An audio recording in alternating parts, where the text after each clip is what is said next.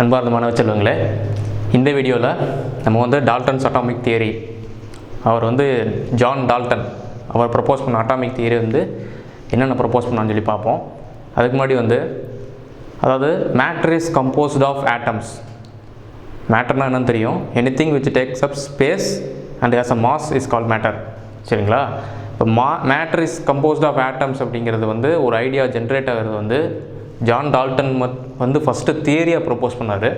அதுக்கு முன்னாடியே பார்த்தீங்கன்னா கிரேக்கர்கள் வந்து ஆட்டம்ங்கிற ஒரு கான்செப்ட் வந்து ஏற்கனவே வந்து ஐடியா வந்து அவங்க ஏற்கனவே டெவலப் பண்ணியிருக்காங்க.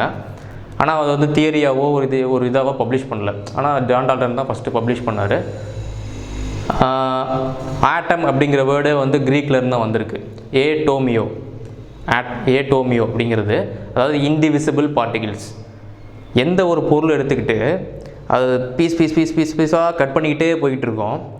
எந்த அளவுக்கு அதை கட் பண்ணி போய்கிட்டே இருக்கும்பொழுது கடைசியாக ஒரு பார்ட்டிகிளை வந்து இன்டிவிசிபிளாக இருக்குது, அதை வந்து கட் பண்ணவே முடியாது அப்படிங்கிற லெவலுக்கு இருக்குன்னா அது வந்து ஆட்டம் அப்படிங்கிற கான்செப்ட், ஒரு ஐடியா.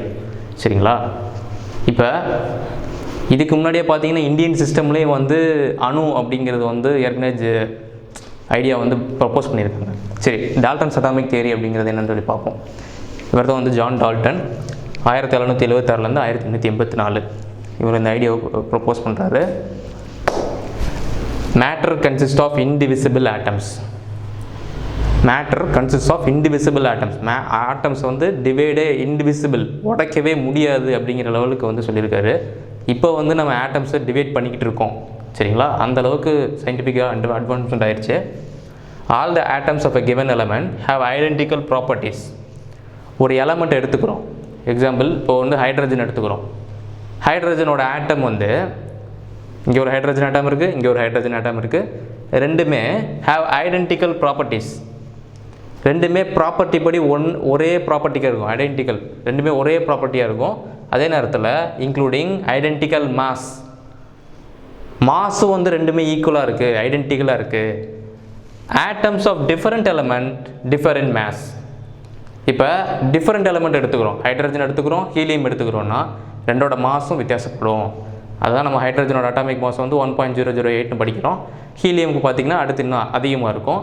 ஹீலியமுக்கு அடுத்து லித்தியமுக்கு இன்னும் அதிகமாக இருக்கும். அடுத்து பெரிலியம், எல்லாமே அடுத்தடுத்து அட்டாமிக் மாஸ் அதிகமாகிட்டே வருது. Compounds R formed when atoms of different elements combine in a fixed ratio. இப்போ நம்ம ஹைட்ரஜனையும் ஆக்சிஜனையும் கம்பைன் பண்ணி வாட்டரை ப்ரொடியூஸ் பண்ண முடியும்னு சொல்லி பார்த்தோம்னா ஒரு ஃபிக்ஸட் ரேஷியோவில் தான் ரெண்டும் கம்பைன் ஆகும். அந்த ரேஷியோ இல்லைன்னா ஹைட்ரஜன் ஆக்சிஜனும் கம்பைன் ஆகி வாட்டரே ப்ரொடியூஸ் ஆகாது. அந்த ஃபிக்ஸட் ரேஷியோவில் மட்டும்தான் காம்பவுண்ட்ஸை ஃபார்ம் பண்ண முடியும் அப்படின்னு சொல்லி சொல்கிறாரு. Chemical reactions involve reorganisation of atoms. அதாவது ஹைட்ரஜனையும் ஆக்சிஜனையும் கம்பைன் பண்ணுறோம்.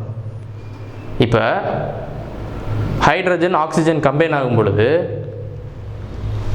ஆட்டம்ஸ் வந்து கோலைட் பண்ணிக்கிட்டு ரியாக்ஷனில் இன்வால்வ் ஆகி H2O அப்படின்னு சொல்கிறோம்.